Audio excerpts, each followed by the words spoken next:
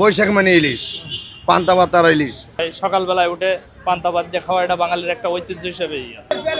আসলে ইলিশ মাছটা এখন বাসার থেকে নেওয়ার কথা বলতেছে, বাসার সবাই ফ্যামিলি মেম্বাররা খাওয়ার জন্য ইন্টারেস্টেড, যার জন্য প্রাইসটা একটু বেশি হইলেও নেওয়া লাগতেছে, কিছু করার নেই।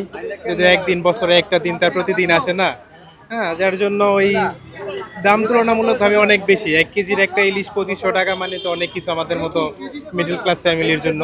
হ্যাঁ, তারপরে ফ্যামিলির মুখের দিকে তাকায় নিতে হইতেছে, এই হলো আর কি। এর আগে আসলে আমি সচরাচর এইভাবে কিনি না, ফার্স্ট আজকে এই কয়েকদিন পরে কিনলাম। ফ্যামিলির মেম্বারদের যে বাবাই বাজার করে সব সময়, আমি আজকে আসছি আর কি, এর জন্যই নেওয়া মূলত। এর আগে তো 1700-1800 এরকম ছিল মেবি, আমি যতটুকু এর আগে কিনছি এর প্রাইসের মধ্যেই। এখন পহেলা বৈশাখ উপলক্ষে তো একটু দাম বেশি নিবেই, এই 500-600 টাকা কেজিতে তো বেশি। তারপরেও কোয়ালিটি মাছের খুব একটা ভালো মনে হইতেছে না, ফ্রিজিং করা মাছ। এটা তো পহেলা বৈশাখ যুগ যুগ ধরে চলে আসতেছে, এখন আমরা বাঙালি হিসেবে এটা আমাদের পালন করতে হয়, করি যতটুকু সম্ভব হয়। এই তো, এই আর কি।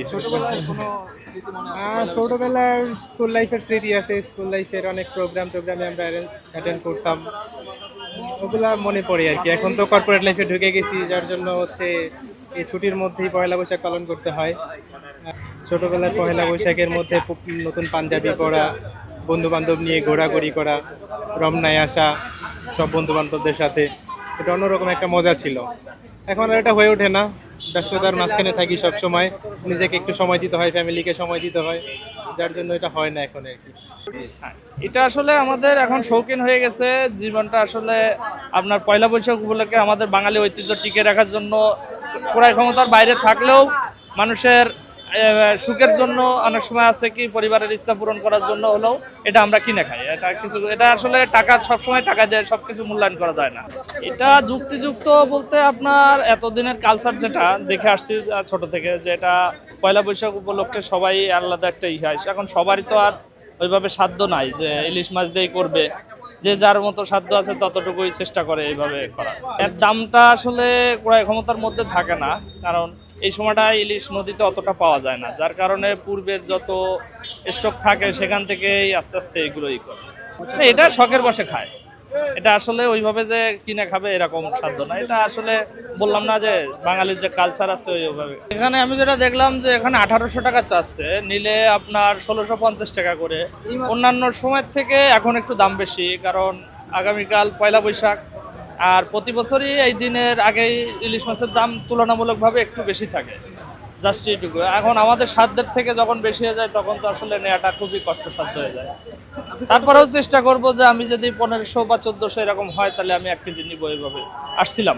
জি জি, এটা আসলে বাঙালির একটা ঐতিহ্য, ওইভাবে খাওয়া দাওয়া করে সবাই। সকালবেলায় উঠে পান্তা ভাত দিয়ে খাওয়া এটা বাঙালির একটা ঐতিহ্য হিসেবেই আছে। ছোটবেলায় কাটতো, তখন আমাদের পাশেই গ্রামে নদী ছিল, আমার খুলনাতে ওই জায়গায় নদী ছিল, ওখান থেকে জাল থেকে আমরা নিজেরাই মেরে খেতাম। এই জন্য ওখানের আনন্দটা আসলে এখন ঢাকা শহরে বন্দি জীবনে খাচ্ছে। ওই সময় যে আমার যারা দুলাভাই আছে তারা নদীতে মাছ মারতো, আমি তাদের সাথে ছোটবেলায় যেতাম, যে তাদের সাথে মাছ মারছি, সেগুলোই খাওয়া দাওয়া করছি, এই জাতীয় এইভাবেই চলছে। সেগুলোরে এখন খুব মিস করি, কারণ ঢাকা শহরে আসার পরে দালান কোঠার মধ্যে বন্দি আছি, এইভাবেই চলতেছে।